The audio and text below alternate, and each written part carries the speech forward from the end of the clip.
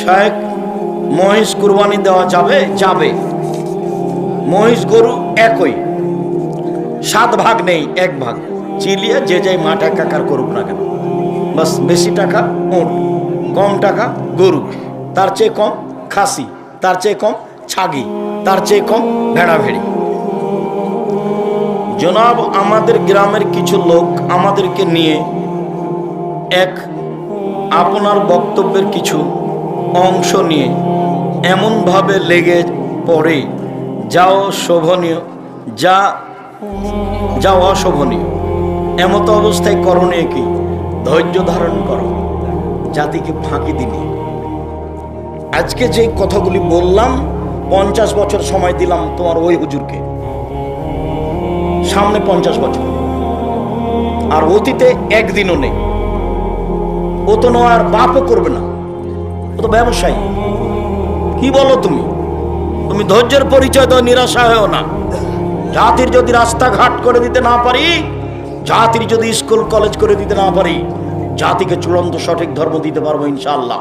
ধর্মের ব্যাপারে জাতিকে ফাঁকি দিয়ে পরকাল হারাতে রাজি নই। খুব ভালোভাবে মনে রেখো, ধৈর্যের পরিচয় দিও। শায়েখ, আমি খেয়াল করেছি যে আপনি প্রায় সব মাহফিলে এক আলোচনা। ভালোই করেছো তুমি, ভালোই খেয়াল করেছো। আজকে ছিল আল্লাহ ভীতি, এর আগে কবে করেছি প্রমাণ করো তো দেখি। ধোকাবাজ, ফাইজলামি করার জায়গা পাও না। ধোকাবাজ, ধোকাবাজি করো কেন মানুষের সামনে? মানুষকে ভালোটা বলো, মানুষকে ভুল পথে উৎসাহিত করো কেন? তুমি কেন, তোমার হুজুর কেন তোমার জাতিকে চ্যালেঞ্জ করলো? তুমি তো বহু দূরের কথা। শায়েখ, ছেলেদের মাথার চুল বড় রাখা যাবে কি? বড় রাখা বলতে সুন্নাত, ঘাড় কাঁধের লতি পর্যন্ত যাবে।